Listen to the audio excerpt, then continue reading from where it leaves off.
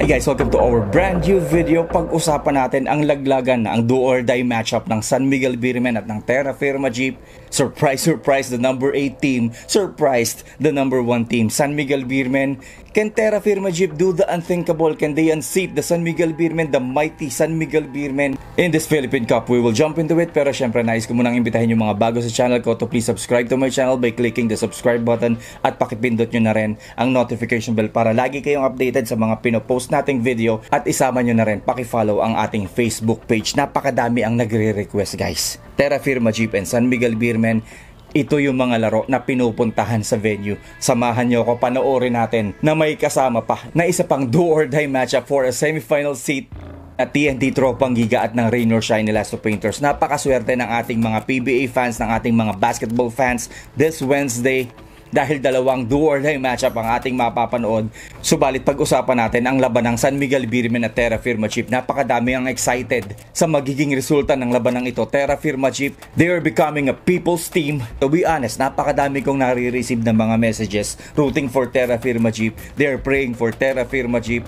Even those people na hindi naman nila regular fans, because I'm seeing people at alam ko naman kung kani-kanino kayo mga naka-follow na teams. They are rooting actually for Terra Firma Jeep. Pero syempre, hindi rin naman basta-basta magpapatalo ang San Miguel Beermen dahil meron silang fanbase na pinoprotektahan. These teams, these are winners.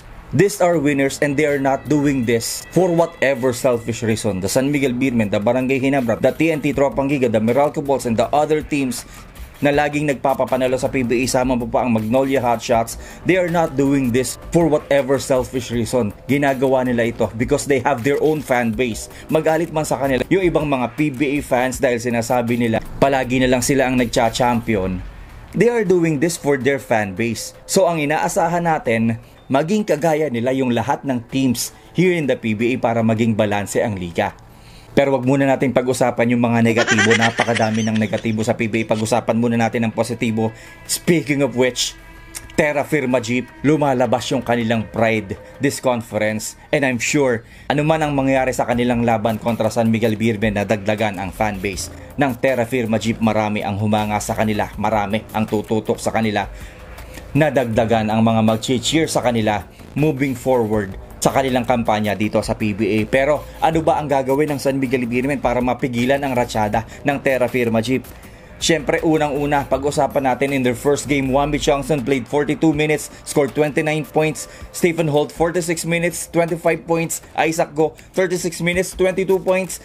Javi Gomez Diliano, listen to this, 35 minutes, he scored 15 points, grabbed 10 rebounds, and had 8 assists in that game kontra San Miguel Beermen. Kontra San Miguel Beermen. Again, kontra San Miguel Beermen. San Miguel Beermen, a well-experienced team. Gagawan mo ng 15 points, huhugutan mo ng 10 rebounds, papalusutan mo ng 8 assists. Javi Gomez Diliano is one of the key players para sa Terra Firma Jeep na kanilang aasahan again to do the unthinkable to unseat San Miguel Beermen. Sila yung apat na manlalaro na kailangang tutukan ng bataan ni Coach George Gallant. Kung hindi, sabi nga ni CJ Perez, hindi na nila pwedeng baliwalain ang Terra Firma Jeep na hindi kagaya nung dati na kapag nakita nila sa schedule ng kanilang laban, itara mo na ang panalo. But this time, this conference, Terra Firma Jeep is something else. This team has a high character. They can beat anybody if they will play to their potential. And if other team will not play to their potential, may tulog sila sa Terra Firma Jeep. Ganito ang nangyari. In Game 1, San Miguel Beermen nasilat, nagulat. Sila naman ay pinamunuan of course ni Abay, who played 37 minutes, had 21 points and 16 rebounds. Hindi nagkulang si John Mar Fajardo. Binuhat niya ang San Miguel Beermen sa labang yon. Natulungan naman siya ni CJ Perez, who played an identical 37 minutes and scored 20 points and 7 rebounds. Jericho Cruz, 11 points in 22 minutes. Marshall Lassiter, 10 points in 34 minutes. Tulong-tulong pa rin ang San Miguel Beermen.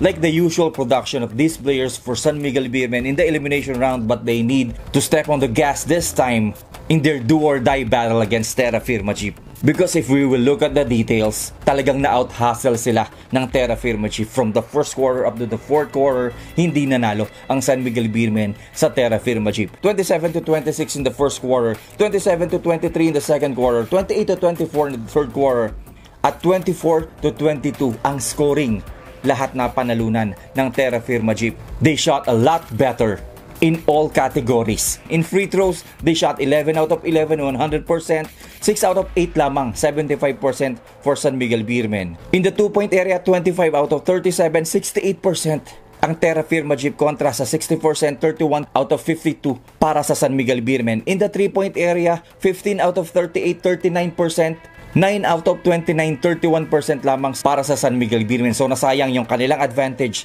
na 48 rebounds laban sa 42 rebounds lamang ng Terra Firma Jeep. So ito yung sigurado akong tututukan ni Coach George Gallant because obviously hindi nila pwedeng baliwalain ang Terra Firma Jeep because this team can upset anybody. Kahit pa pinakamalakas na koponan dito sa PBA, kahit pa kayo ay San Miguel Beermen, you cannot take this team lightly. San Miguel Beermen, of course, they have pride. Sabi ko nga, they have followers, they have fans na kanilang pinangangalagaan, pinoprotektahan. Ibubuhos nila ang kanilang laruan this time in their do-or-die matchup kontra Terra Firma Jeep. Napakaganda nito mga kaibigan. Samahan nyo ko, panoorin natin ng live. Dahil yung mga ganitong klaseng laban, hindi sinusukuan, hindi pinapakawalan. San Miguel Beermen versus Terra Firma, kanino ka? Before we end this video, shoutout muna kay Raul Alejandrino. Maraming salamat sa iyong compliment. Ganon din kay John Carlo Magkawas at kay Lesic Patino. Enjoy the PBA games, enjoy the Philippine basketball.